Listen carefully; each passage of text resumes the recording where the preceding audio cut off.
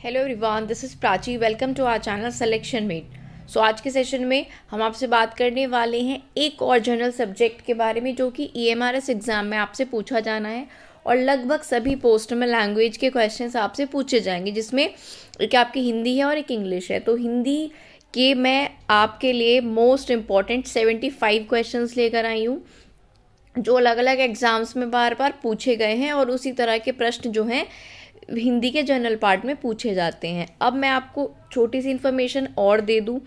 EMRS के general part से related क्या क्या चीज़ें अब तक आ चुकी हैं वो आप प्लेलिस्ट में जाके ज़रूर देख लेना, जिनमें ICT जो कंप्यूटर के क्वेश्चंस हैं उनका बहुत इंपॉर्टेंट सेशन कराया है मैंने। KVS के प्रीवियस ईयर क्वेश्चंस लेकर आपको ICT के मैंने टॉप 50 क्वेश्चंस कराए हैं, सभी प्रीवियस ईयर पर बेस्ड हैं।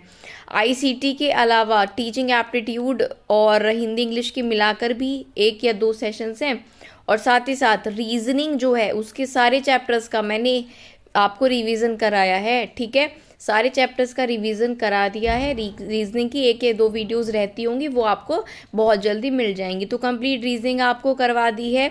अच्छा, GS की एक मैराथन क्लासेस आप चैनल पर देख सकते हो। EMRS के लिए ही कम से कम आई थिंक वो 2 घंटे की क्लास है। उसमें हिस्ट्री, ज्योग्राफी और पॉलिटी के इंपॉर्टेंट सवाल जो कि पहले टीचिंग एग्जाम्स में पूछे गए हैं मैंने वो कराए। तो GS आपको करा दिया इंपॉर्टेंट सवालों का, कंप्यूटर के इंपॉर्टेंट सवाल आपको करा दिए हैं। और बारी आती है और भी सेशंस हैं, वो आप देख लेना प्लेलिस्ट में जाके। और अब बारी है हिंदी की। हिंदी के भी हम टॉप मोस्ट क्वेश्चंस की यहाँ पर बात करेंगे, जितना पॉसिबल एक सेशन में करना। तो ये थोड़ी इन्फॉर्मेशन देना आपको ज़रूरी था about the session, about the classes जो कि EMRS के लिए चल रही हैं। रीजनिंग की तो कंप्लीट ही क्लासेस आपको करा दी गई हैं, 1 या 2 क्लास बचती है, वो भी आपको 1-2 दिन में मिल जाएगी। तो आशा करती हूँ आप जहाँ से भी तैयारी कर रहे हैं बहुत अच्छी तैयारी आपकी चल रही है और एग्ज़ाम भी अब ज़्यादा दिन नहीं बचे हैं। तो चलिए फटाफट शुरू करते हैं आज के सेशन से। पहला सवाल आपके सामने, आपको आंसर करना है। जो थोड़ा जानता हो उसके लिए एक शब्द बताना है। ऑप्शंस 4 हैं आपके पास। जो थोड़ा जानता हो उसे क्या बोलेंगे? अल्पज्ञ, बहुज्ञ, अज्ञ या सर्वज्ञ? क्या बोला जाता है जो थोड़ा जानता हो? तो जो थोड़ा जानता हो उसको बोला जाता है क्या? अल्पज्ञ। पहला वाला जो ऑप्शन है आपका सही जवाब हो जाएगा। क्लियर है? जो थोड़ा जानता हो के लिए एक शब्द क्या बोलेंगे? अल्पज्ञ। जो बहुत जानता हो बहुज्ञ। ठीक है, इस तरह से ये होता है। अगला सवाल आपके सामने है, क्वेश्चन नंबर 2। पोथी न पातड़ी नाम नरेण पंडित, ये कहावत है, इसका अर्थ आपसे पूछा है। ठीक है, पोथी न पातड़ी नाम नरेण पंडित, ये कहावत है, इसका अर्थ बताना है। इन 4 ऑप्शंस में से क्या होगा? 4 ऑप्शंस, क्योंकि बड़े ऑप्शन है मैं नहीं पढ़ूंगी, सीधा आंसर पर आऊंगी। तो A ऑप्शन इसका सही जवाब हो जाएगा, ऑप्शन नंबर A। पोथी न पातड़ी नाम नरेण पंडित, कुछ है नहीं और नाम क्या है? पंडित है। इसका मतलब नाम बड़े और दर्शन छोटे। तो A ऑप्शन जो है इसका आपका सही जवाब हो जाएगा। क्लियर है? अगला सवाल आपके सामने है, व्याकरण भाषा के क्या बताता है? व्याकरण भाषा के बारे में क्या बताता है? नियम, काम या फिर नियम और काम दोनों? तो देखो, जो व्याकरण होता है वो भाषा के नियम बताता है। A ऑप्शन आपका सही जवाब हो जाएगा। व्याकरण भाषा के बारे में क्या बताता है? रूल्स को, नियम को। ग्रामर होती है ना, वो कोई किसी भी लैंग्वेज के क्या बताती है? रूल्स बताती है। तो व्याकरण क्या बताएगा? नियम। A ऑप्शन आपका सही जवाब हो जाएगा। बढ़ते हैं क्वेश्चन नंबर 4 पर। क्वेश्चन नंबर 4 आपसे कहता है, पुष्प कैसा शब्द है? क्या तत्सम है, तद्भव है, देशज है या विदेशज है? तो देशज या विदेशज तो होगा ही नहीं, लेकिन जो पुष्प शब्द है वो एक कैसा शब्द है? तत्सम। तत्सम शब्द वो होते हैं जो लगभग एज इट इज़ ही संस्कृत से उठाकर ले लिए जाते हैं और जो उनका हिंदी ट्रांसलेशन होता है वो तद्भव होता है। तो A ऑप्शन जो होगा वो आपका सही जवाब हो जाएगा, ऑप्शन नंबर A। क्लियर है इतनी बात? बढ़ते हैं क्वेश्चन नंबर 5 पर। प, फ, ब, भ, म का उच्चारण स्थान क्या है? बहुत ही सिंपल और आसान सा सवाल है। जब आप इनको प्रोनाउंस करोगे, बोलोगे, उच्चारण करोगे ना, प, फ, ब, भ, म, महसूस करिएगा आपके होठों का, लिप्स का यूज़ हो रहा है। ऑप्शन नंबर B सही जवाब होगा। ये ओष्ठीय वर्ण होते हैं जो होठों से या ओष्ठ से बोले जाते हैं। क्लियर है? चलिए नेक्स्ट क्वेश्चन। अंतस्थ व्यंजन कितने प्रकार के होते हैं? ऑप्शंस आपके पास हैं 4, 7, 8, 4 या 5। अंतस्थ व्यंजन, अंतस्थ व्यंजन जो होते हैं वो आपके होते हैं कितने प्रकार के? 4 प्रकार के। और देखो कितने होते हैं अंतस्थ व्यंजन? 4 होते हैं, 4 प्रकार के नहीं, 4 आपके अंतस्थ व्यंजन होते हैं, य, र, ल और व। याद रखिएगा अंतस्थ व्यंजन कौन कौन से होते हैं, 4 होते हैं, य, र, ल, व। बढ़ते हैं अगले क्वेश्चन नंबर 7 पर। इनमें से कौन सा शब्द संज्ञा से बना हुआ विशेषण है? संज्ञा से उसको क्या बना दिया गया है, विशेषण। ऐसा कौन सा शब्द है? कुलीन, नमक, कृपा या फिर जाति। ठीक है, तो इनमें जो ऐसा शब्द है वो है कुलीन, जो कि कुल से बना है। कुल से बना शब्द है कुलीन, जो कि संज्ञा से बना हुआ क्या है, विशेषण है। कुलीन कैसा शब्द है, विशेषण शब्द है। अगला क्वेश्चन नंबर 8, इनमें सेम क्वेश्चन है कि संज्ञा से बना हुआ विशेषण कौन सा है? तो गुण से बना विशेषण है गुणी। तो ऑप्शन नंबर बी आपका सही आंसर हो जाएगा। देखिए इन्फॉर्मेशन आपको सेशन के शुरू में और एंड में दी जाती है, बीच में हम कोई भी इधर की बात नहीं करते, सीधा प्रश्न और उत्तर पर हम यहाँ पर बात करेंगे। ठीक है, बस आपको ध्यान से पढ़ते रहना है, प्रैक्टिस करते रहना है। तो यहाँ पर जो शब्द है संज्ञा से बना विशेषण वो हो जाएगा गुणी। अगला सवाल है, इनमें से कौन सा शब्द संज्ञा से बना हुआ विशेषण नहीं है? जब आप कोई भी किसी भी सब्जेक्ट का क्वेश्चन सॉल्व करते हो तो उसमें सबसे ज़्यादा इंपॉर्टेंट क्या है, क्या पार्ट है? क्वेश्चन को अच्छे से पढ़ना, क्योंकि अब घुमाकर क्वेश्चन दिए जाने लगे हैं। पहले तो सीधा से पूछा जाता था कौन सा है, अब ये भी पूछा जाता है कौन सा नहीं है। तो क्वेश्चन पहले ध्यान से पढ़ना। अब जो अब तक क्वेश्चन पूछा जा रहा था उसी में नहीं पूछ लिया है, इसका मतलब 3 शब्द इसमें ऐसे हैं जो संज्ञा से बने विशेषण है, लेकिन एक नहीं है। तो वो कौन सा नहीं है? डी यानी कि फुर्ती। नमकीन नमक से बना हुआ, दयालु दया से, धनवान धन से बना हुआ विशेषण है। फुर्ती इनमें संज्ञा से बना हुआ विशेषण जो है वो नहीं है, ये आपको याद रखना है। क्लियर है? आगे बढ़े अगले क्वेश्चन पर। चलिए क्वेश्चन नंबर 10, इनमें से कौन सा शब्द संज्ञा से बना हुआ विशेषण नहीं है? फिर उसी प्रकार का क्वेश्चन आपसे पूछा है, तो अपमानित, नियमित, वार्षिक और अपमान। ठीक है, अपमानित अपमान से बना हुआ है, नियमित नियम से बना हुआ है, वार्षिक वर्ष से बना है, लेकिन जो अपमान है वो संज्ञा से बना विशेषण बिल्कुल भी नहीं होगा। अगला सवाल है और बहुत अच्छा सवाल है, संघ की राजभाषा हिंदी और लिपि देवनागरी होगी, ये संविधान के किस अनुच्छेद में है? तो ये संविधान के अनुच्छेद में है 343। पहला ऑप्शन आप देख रहे हो, ये बहुत ही इंपॉर्टेंट क्वेश्चन है। अब इसमें एक और इसने खुद 2-3 क्वेश्चन यहाँ से आपके कवर होंगे। पहला क्वेश्चन, हमारे संघ की या भारत की जो राजभाषा है वो हिंदी है। कभी भी राष्ट्रभाषा हिंदी मत लगा देना, क्योंकि हिंदी राष्ट्रभाषा नहीं है, राजभाषा है। यहाँ बच्चे कंफ्यूज हो जाते हैं। दूसरा सवाल है, लिपि क्या है? हमारी जो भाषा है हिंदी, उसकी लिपि क्या है? तो उसकी जो लिपि है वो है देवनागरी। दूसरा सवाल। और तीसरा, ये भी तीनों इंपॉर्टेंट है कि संविधान के कौन से अनुच्छेद में इसकी बात की गई है? तो अनुच्छेद 343 में इसकी बात की गई है। अगला सवाल, भाषा के लिखित रूप में बात बताते हैं कैसे? लिखित रूप में कैसे भाषा को एक्सप्रेस करोगे? लिखित रूप में लिखकर, राइट करके। तो ऑप्शन बी सही जवाब होगा। बोल के कैसे करोगे?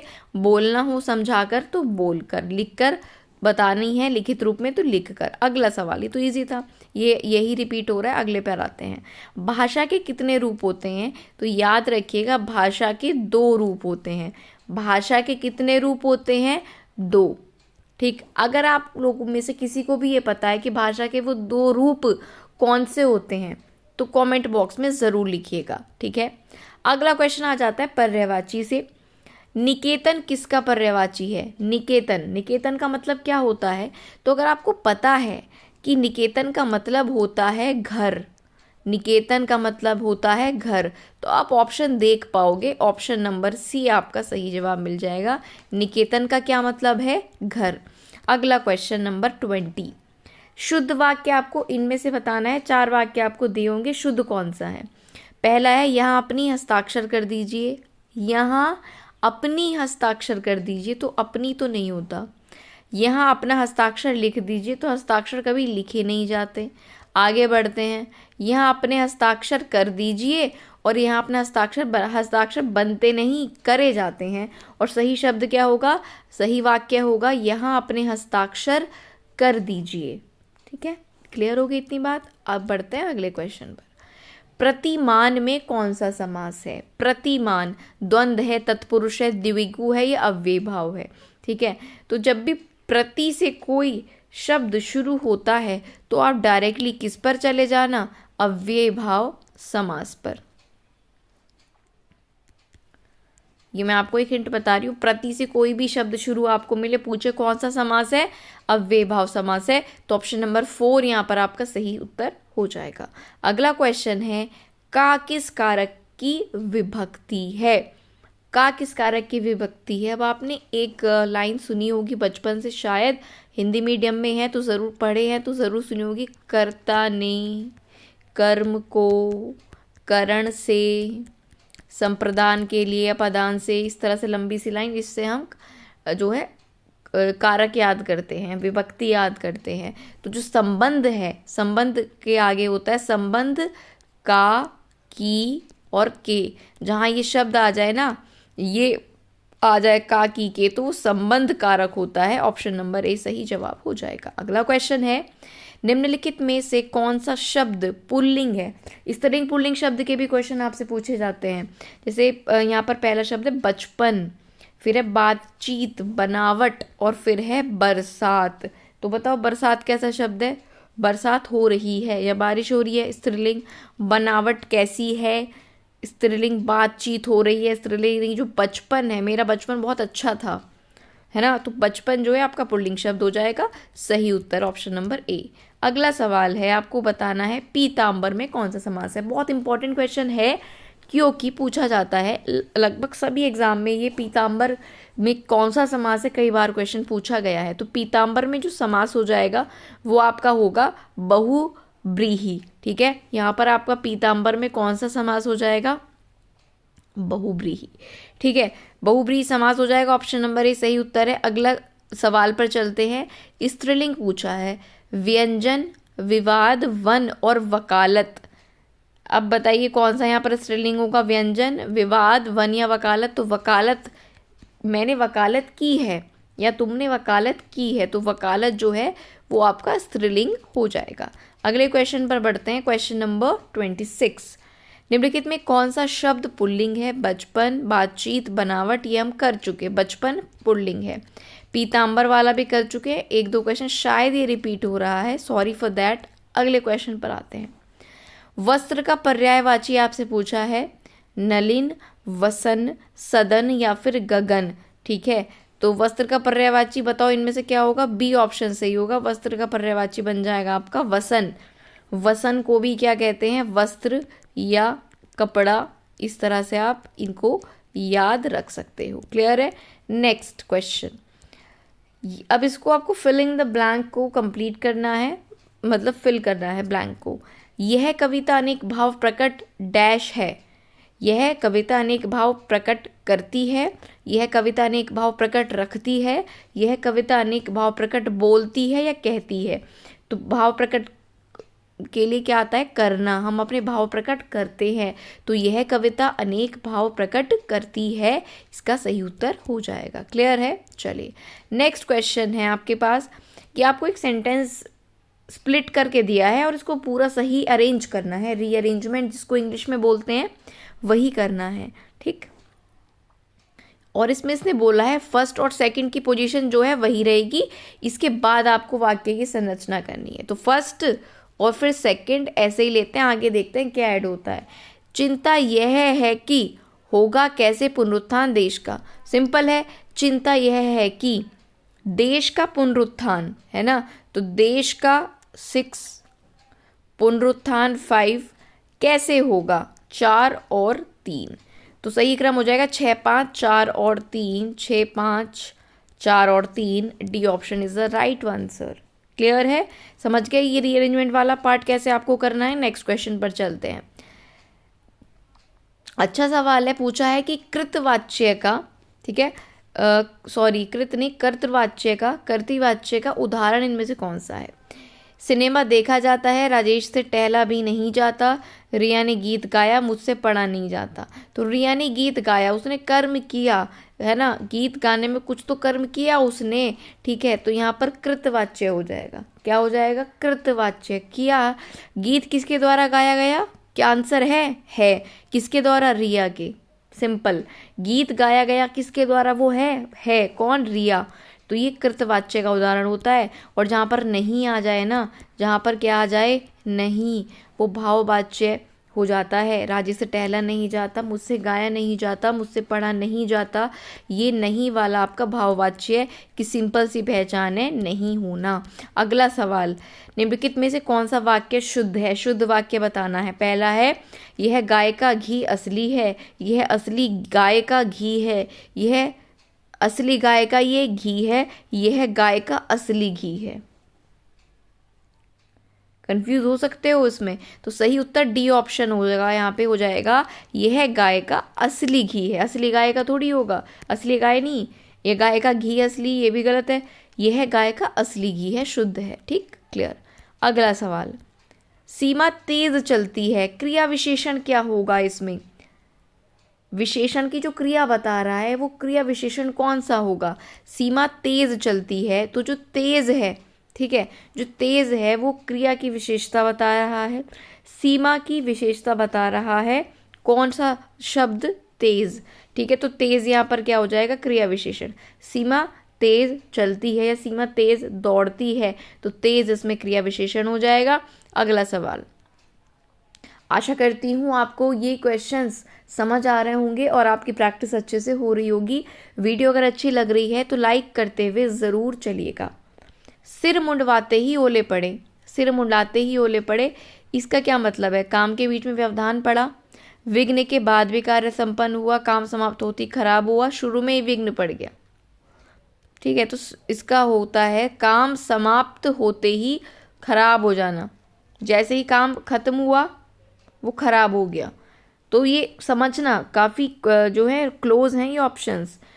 सिर मुंडाते ही ओले पड़े, सिर मुंड गया ना, काम, एक काम पूरा हो गया, सिर मुंडवाते ही ओले पड़ गए, यानी कि काम समाप्त होती खराब हो जाना। अगला सवाल, इनमें से कौन सा शब्द संज्ञा से बना हुआ विशेषण है? इच्छुक, प्यास, पशु या संतोष। इच्छा से बना हुआ विशेषण है यहाँ पर इच्छुक। किससे बना है? इच्छा शब्द से बना है। ठीक है, तो पहला ए ऑप्शन सही जवाब हो जाएगा। अगला क्वेश्चन है, कौन सा विधेय विशेषण है? मेरा लड़का आलसी है। ठीक है, ये किसका एग्जाम्पल हो जाएगा? विधेय विशेषण का। मेरा लड़का आलसी है, तो ये विधेय विशेषण हो जाएगा। अगला सवाल है, कौन सा शब्द मूल अवस्था में है? देखो, लघु से बना लघुत्तम, ये लघुत्तम होगा। ठीक, प्रिय से बना प्रियतर, मूल अवस्था में है, जो मूल शब्द है वो वही है। तो सुंदर, सुंदर किसी और शब्द से नहीं बना है, सुंदर अपने आप में मूल शब्द है। सी ऑप्शन आपका सही उत्तर हो जाएगा। अगला सवाल है, भाषा के कितने रूप होते हैं? अभी पहले भी आया था, 2 रूप होते हैं और मैं आपको बोला था if you know right in the comment box कौन से रूप होते हैं भाषा के, जो 2 होते हैं। अब आ गए हैं क्वेश्चन नंबर 40 पर। ठीक है, क्वेश्चन नंबर 40 आपसे कहता है, कौन सी भाषा इस देश की पुरानी भाषा है? हिंदी, संस्कृत, मराठी या अंग्रेजी? सबसे पुरानी भाषा जो मानी गई है इस देश की, वो मानी गई है संस्कृत। तो इसको आप याद रखेंगे, कौन सी? संस्कृत। अगला सवाल है, निम्न में से कौन सी भाषा भारत की पहली देश भाषा है? तो सिंपल भाषा में पूछ लिया, भारत की पहली देश भाषा पूछ ली, तो वो मानी जाती है पाली। संस्कृत से भी पहले कौन सी मानी जाती है? पाली देश भाषा मानी जाती है। अगला सवाल है, इनमें से कौन सा शब्द सर्वनाम से बना हुआ विशेषण है? अभी तक हम देख रहे थे संज्ञा से बना हुआ विशेषण, और अब सवाल है सर्वनाम से बना हुआ विशेषण कौन सा है? तो मैं, वह, कोई, तेरा। तो जो तेरा है, तू से बना है तेरा। ठीक है, तो तू सर्वनाम से बना विशेषण कौन सा हो गया? तेरा। Option number D. अगला सवाल, कौन सा शब्द संस्कृत से तद्भव बनाया गया है? तो ऑब्वियसली मैंने आपको बोला ना कि संस्कृत जैसे ही जो शब्द आप उठा के ले आओ वो होते हैं तत्सम शब्द, और फिर उनका हिंदी ट्रांसलेशन तद्भव होता है। तो बच्चा वर्ड जो यहाँ पर है तद्भव शब्द है, याद रखेंगे। अगला सवाल है, कौन सा शब्द गुणवाचक विशेषण है, जो गुण से विशेषण बनाया गया है? लाल फूल, 5 लड़के 10 हाथी, तो लाल फूल है ना, लाल गुण, फूल का गुण बता दिया ना, लाल होना, तो लाल फूल गुणवाचक विशेषण हो जाएगा। कुछ अगर आपको नहीं पता है तो क्वेश्चन को 2-3 बार पढ़ो ध्यान से कि गुण की बात हो रही है, गुण किसका यहाँ पर बताया गया है? सिर्फ और सिर्फ फूल का गुण बताया जा रहा है कि वो लाल है। क्लियर है इतनी बात? चलिए अगला क्वेश्चन आपके सामने, क्वेश्चन नंबर 45। संख्यावाचक विशेषण कितने प्रकार के होते हैं? तो संख्यावाचक विशेषण 3 प्रकार के होते हैं, याद रखना। ठीक है, संख्यावाचक विशेषण 3 प्रकार के होते हैं। कौन सा शब्द परिमाण बोधक विशेषण है? जो परिमाण बताए, क्वांटिटी बताए, परिमाण का मतलब होता है क्वांटिटी। जो क्वांटिटी जिस शब्द में दिख रही है वो विशेषण भी है, तो वो आपको यहाँ पर बताना है। तो जो सेर भर दूध है, अब देखो सब धन में तो कोई क्वांटिटी नहीं आ रही, आप कहोगे सेर भर दूध और 4 गज, 4 गज में भी तो क्वांटिटी आ रही है। लेकिन एक बात बताओ, 4 गज किसका? 4 गज के बाद किसकी विशेषता बता रहा है? ये तो बताया ही नहीं। यहाँ पर तो दूध है सेर भर, सेर भर एक अमाउंट बोलते हैं, आई थिंक 250 ग्राम को बोलते हैं, तो दूध की क्वांटिटी बता दी सेर भर। यहाँ 4 गज क्या, ज़मीन, कपड़ा, क्या, कुछ नहीं बताया ना, लेकिन विशेषण बताना है, किसी पर्टिकुलर चीज़ की विशेषता, वो पर्टिकुलर चीज़ यहाँ पर तो है ही नहीं, तो ए ऑप्शन आपका सही उत्तर हो जाएगा। क्लियर है? आगे बढ़ते हैं। प्रयोग की दृष्टि से विशेषण कितने प्रकार के होते हैं? प्रयोग की दृष्टि से विशेषण होते हैं 2 प्रकार के मात्र। प्रयोग की दृष्टि से पूछे तो विशेषण 2 प्रकार के होते हैं। अगला सवाल है, अध उपसर्ग से इनमें से कौन सा शब्द रूप बनेगा? उपसर्ग का प्रत्यय जानते हैं, कोई शब्द में है, ठीक है, जो शब्द के शुरू में आता है ना, जो जिससे शब्द शुरू होता है वो उपसर्ग होता है, और जिससे बिल्कुल एंड होता है वो होता है प्रत्यय। तो जो उपसर्ग से बना शब्द पूछा है, और उपसर्ग क्या है? अध। अध उपसर्ग से बना इनमें से कौन सा शब्द है? आधार है, अधीर है, अधिकार है, या अध जला है? तो सही उत्तर होगा D option, option number D जो है वो सही जवाब होगा, अध जला। अध प्लस जला, तो अध जला में उपसर्ग हो गया अध, अधिकार में अधि होता है, अधिकार में अधि उपसर्ग होता है। अगला सवाल, जो पत्र एक व्यापारिक संस्था द्वारा दूसरी व्यापारिक संस्था को व्यापारिक कार्य के लिए लिखे जाएं, उन पत्रों को क्या बोलते हैं? इस तरह के क्वेश्चन भी पूछे जा रहे हैं हिंदी के जनरल पार्ट में पत्र से संबंधित, इसलिए मैं इसको लेकर आई हूँ। तो जो पत्र एक व्यापारिक संस्था द्वारा व्यापारिक कार्य के लिए दूसरी व्यापारिक संस्था को लिखे जाते हैं वो व्यापारिक पत्र होते हैं, या व्यापारिक की जगह व्यावसायिक दिया हो तो वो भी सही होगा। तो ये तो नाम से ही है, जो नाम पूछा है उसी नाम का क्या है? पत्र भी है। अगला सवाल, सवाल नंबर 50 पर आ गए हैं हम। किरमोई पांख जामण, ये एक मुहावरा है, इसका सही अर्थ आपसे पूछा है। पढ़ो चारों ऑप्शंस और आप अपने मन में देखो कि सही उत्तर क्या होगा। किरमोई पांख जामण, ठीक है, तो सही उत्तर इसका हो जाएगा आपका ऑप्शन नंबर बी। इसका क्या मतलब है? विनाश सूचक चिन्ह प्रकट होना। कोई चिन्ह ऐसा प्रकट हो रहा है, कोई ऐसा एलिमेंट दिख रहा है जो विनाश सूचक है, तो विनाश सूचक चिन्ह प्रकट होना मतलब किरमोई पांख जामण, कुछ तो गड़बड़ है, कुछ गड़बड़ होने वाली है। क्लियर है? ठीक है, तो यहाँ पर हमारे 50 सवाल जो हैं वो समाप्त होते हैं, और ये आप ट्रस्ट करोगे मेरे ऊपर तब आप एग्ज़ाम में जाकर क्वेश्चंस को देखोगे, ठीक है। और ये आपने अगर पहले एग्ज़ाम्स दिए हुए हैं तो आप समझ पा रहे होंगे कि जनरल हिंदी में इसी तरह के क्वेश्चंस पूछे जाते हैं। अब 25 क्वेश्चंस और बचे हमारे, उनको भी फटाफट से कंप्लीट करेंगे, लेकिन उससे पहले सिर्फ आपसे इतना कहूँगी, अगर ये वीडियो अच्छा लग रहा है तो वीडियो को लाइक कर दो और चैनल को सब्सक्राइब करके बेल आइकन प्रेस भी कर लीजिएगा, जिससे आने वाली वीडियोस की नोटिफिकेशन आपको मिल जाए। अगले सवाल पर आते हैं, सवाल नंबर 51। देवनागरी लिपि का विकास किस लिपि से हुआ? बहुत अच्छा सवाल है और बहुत इम्पोर्टेंट भी है। देवनागरी का विकास क्या रोमन से हुआ, क्या फारसी से हुआ, क्या खरोष्टी से? नहीं, देवनागरी लिपि हिंदी की लिपि मानी जाती है। जिसका विकास ब्राह्मी लिपि से हुआ है। ये आप ट्रस्ट करना, बहुत इंपॉर्टेंट सवाल है, भूलना मत। देवनागरी लिपि का विकास ब्राह्मी लिपि से हुआ है। क्लियर है? अगला सवाल, संरचना की दृष्टि से वाक्य कितने प्रकार के होते हैं, ये पूछा जाता है। देखो, कई दृष्टि से वाक्य, भाषा और ये सब समास, ये कई कई प्रकार के होते हैं। उस नज़रिए से इतने प्रकार के, उस नज़रिए से उस प्रकार के। लेकिन ये जो वाक्य का प्रकार है ना, संरचना की दृष्टि से, ये इंपॉर्टेंट है, कई बार पूछा गया है, तो याद रखना 3। संरचना की दृष्टि से ऑप्शन नंबर बी सही होगा। 3 प्रकार के वाक्य होते हैं संरचना की दृष्टि से। अब क्या ये बताना, क्या वो 3 प्रकार सरल, संयुक्त और मिश्र वाक्य हैं? कमेंट में बताना आप, अगर आपने पढ़ा है क्या वो 3 प्रकार ये हैं। अगले सवाल पर आ जाते हैं। सवाल नंबर 53, निम्न में से किस शब्द में इत प्रत्यय प्रयुक्त हुआ है? इत प्रत्यय मैंने आपको बता दिया, उपसर्ग जो किसी भी शब्द के शुरुआत में लगता है और बाद में लगता है प्रत्यय। तो कौन से शब्द के एंड में इत प्रत्यय लगा है? इत। अब ये इत ऐसे ही लिखा हो, ऐसे थोड़ी जरूरी है। मान लो ये लिखा है तित, तो इसके आखिरी 2 वर्ण क्या है? एक तो त है और त से पहले क्या है? ठीक है, छोटा मात्रा। ठीक, अब आगे देखो, इत प्रत्यय हर्षित, ये शब्द देखो हर्षित, इसमें बाद में आ रहा है इत। कैसे? जैसे मैंने अभी तित में बताया ना आपको, छोटी की मात्रा और त एंड में काउंट होंगे, वैसे ही हर्षित में। ठीक है, वैसे ही किसमें? हर्षित में आप देख पाओगे यहाँ पर हर्ष और इत, हर्षित।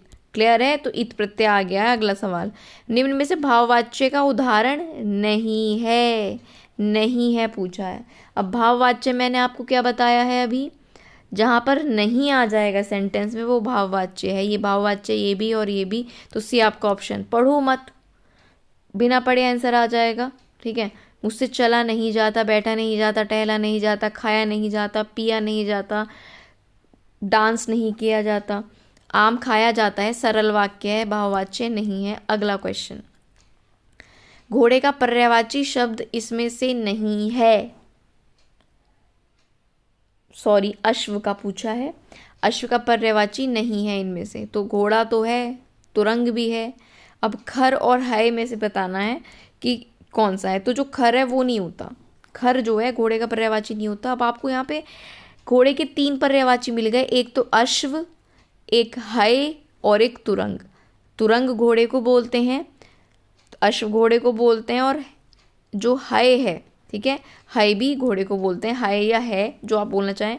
अगला सवाल, तवर्ग का उच्चारण स्थान क्या है? त, थ, द, ध, न। त वर्ग में क्या आता है?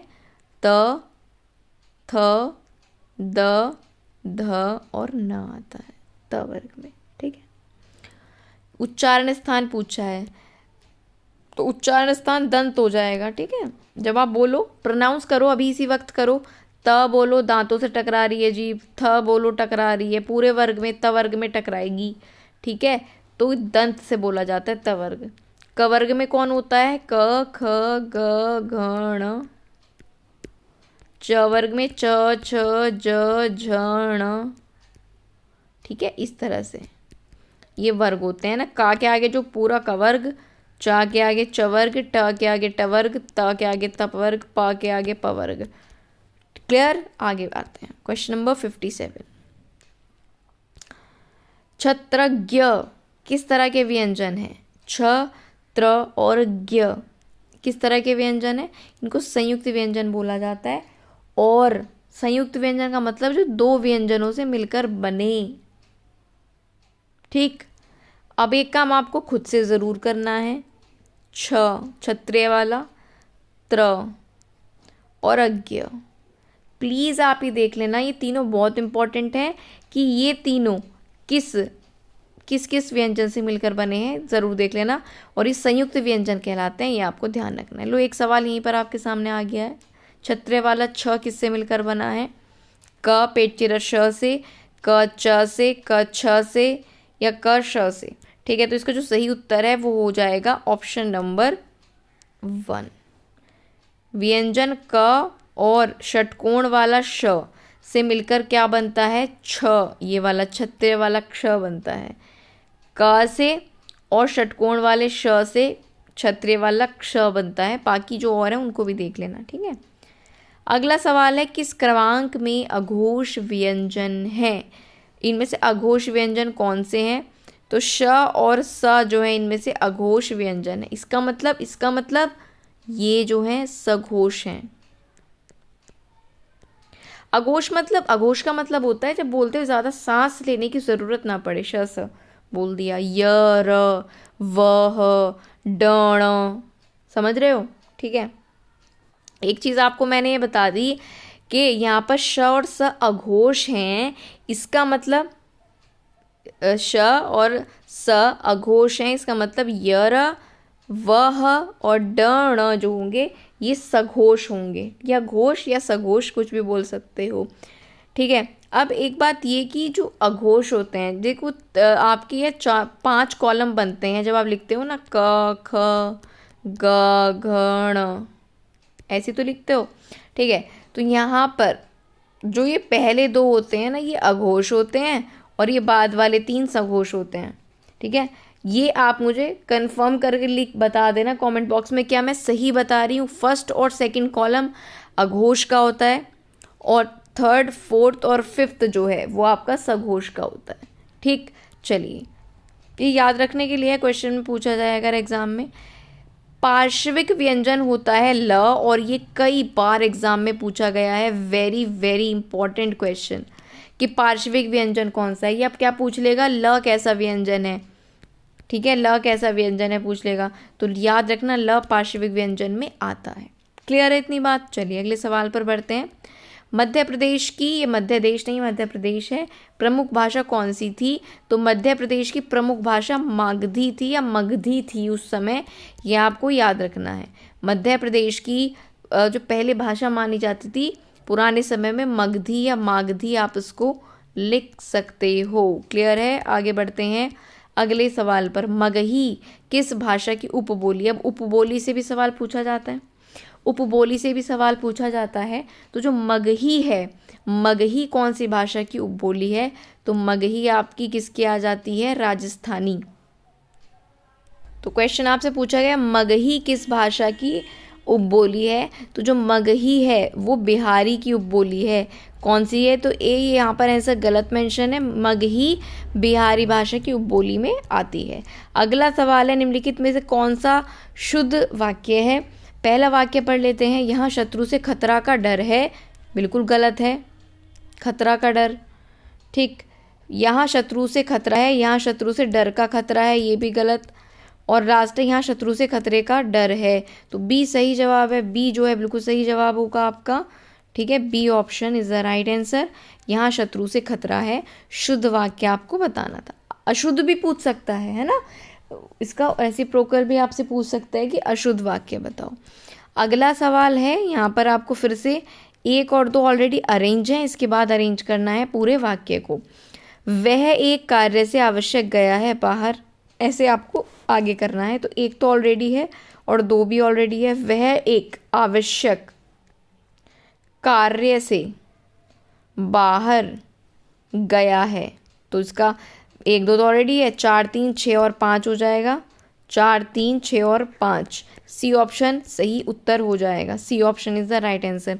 अगर आपको जल्दी लग रहा है या फास्ट लग रहा है, देखो वैसे तो ये कम्प्लीटली रिवीजन सेशन है और जिन्होंने पहले से हिंदी पढ़ी हुई है उनको नॉर्मल लग रहा होगा, हाँ। लेकिन अगर आप किसी पॉइंट पर है ना, किसी क्वेश्चन को पहली बार पढ़ रहे हो तो मे बी आपको ऑफकोर्स फास्ट लग रहा होगा, आई टोटली अग्री। तो आप आराम से वीडियो को पॉज करके देख लेना खुद से। जैसे ये टाइप का क्वेश्चन है, इसमें आपको हो सकता है टाइम लगे, आपने पहले ना किया हो, बैठना आराम से और इसको आगे पीछे अरेंज कर लेना, आसानी से हो जाएगा। क्लियर है। चलो अगला क्वेश्चन 65।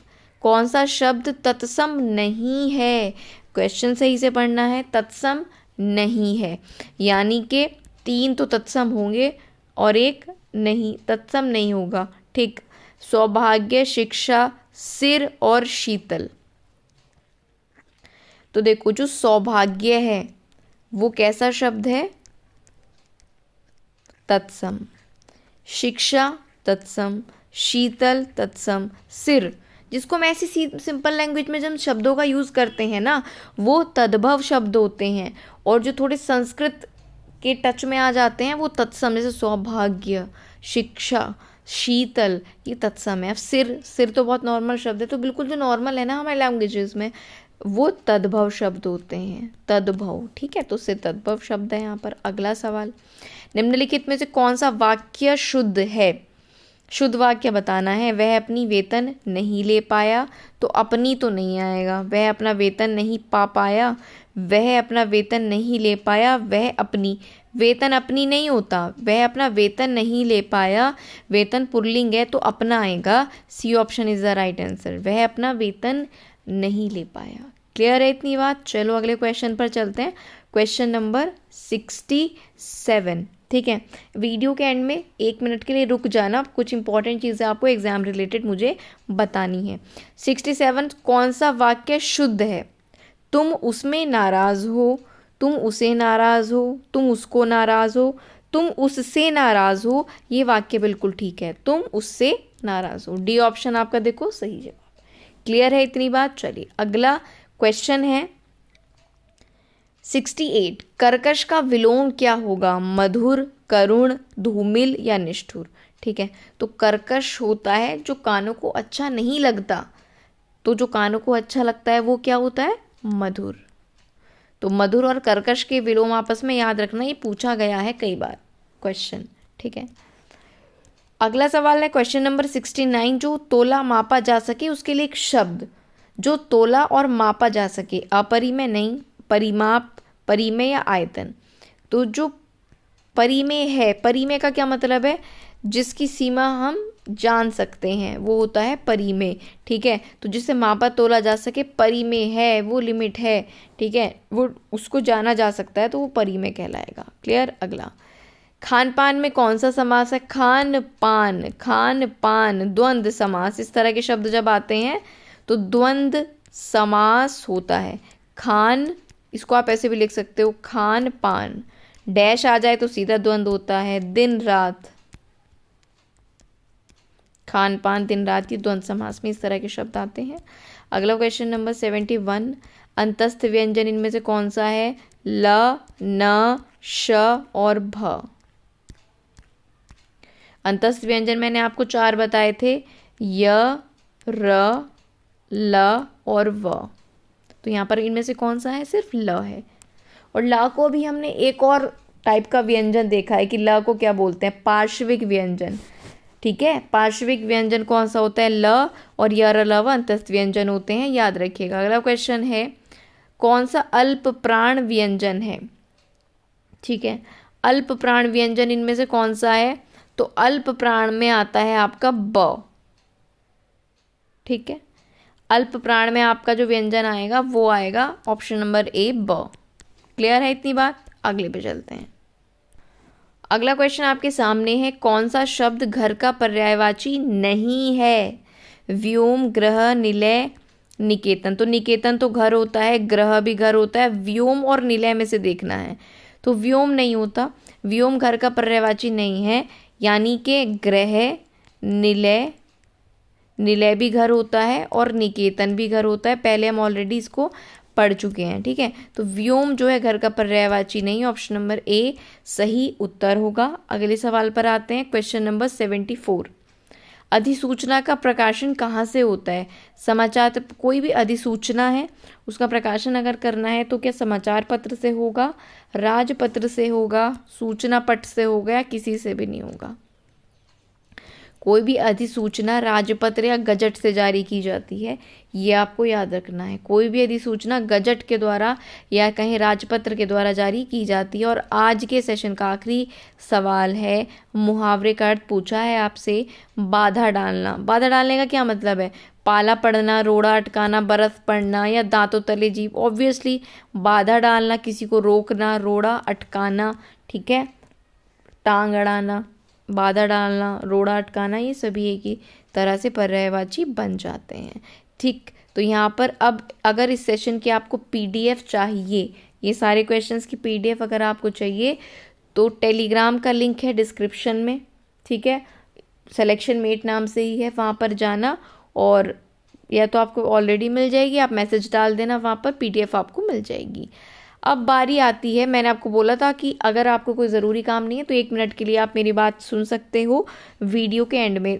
देखो कितना समय हुआ है, पूरे 40 मिनट में हमने 40 मिनट में 75 क्वेश्चंस कर लिए हैं। जनरली आप किसी भी यूट्यूब चैनल पर जाओगे, ठीक है, तो आपको 75 सवाल करवाने में 1.5 घंटा या 2 घंटा वो ले लेंगे। 1 घंटे से कम तो कोई कराएगा ही नहीं, बिकॉज उनको टाइम अपना एक्सटेंड करना होता है या जो भी होता है।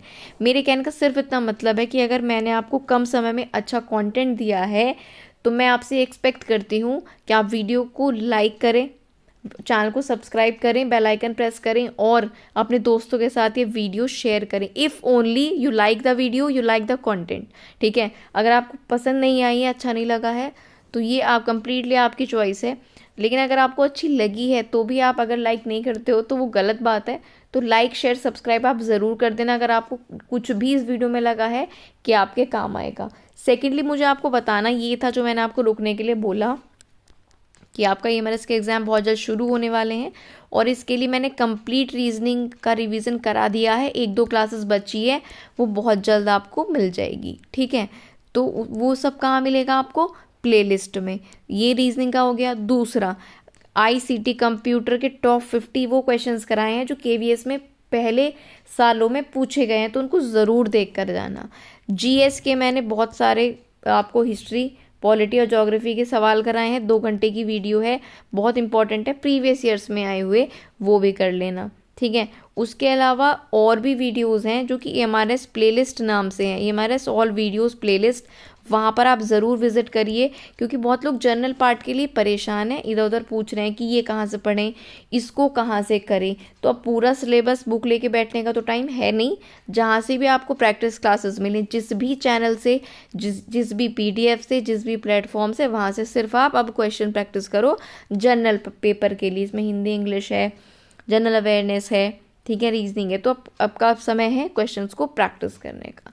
तो यही बस मुझे आपको इन्फॉर्मेशन देनी थी। बाकी लाइक शेयर सब्सक्राइब मैं आपके हवाले छोड़ देती हूँ, मेरा काम यहाँ पर ख़त्म होता है। और हाँ, मेरी कोशिश ये है कि मैं आपको एजुकेशनल जो करंट अफेयर्स हैं उनकी स्टूडेंट्स बहुत डिमांड कर रहे हैं कि एक प्लेटफॉर्म पर एक जगह उनको सारे करंट अफेयर्स एक साथ मिल जाएँ। तो आई एम ट्राइंग कि मैं आपके लिए बहुत जल्दी वो वीडियो लेकर आऊँ, कोशिश कर रही हूँ उसका कंटेंट अच्छा सा लेकर आऊँ, क्वेश्चंस को ढूंढ कर आपके लिए जो आपके लिए इम्पॉर्टेंट हों, सिर्फ वही क्वेश्चंस।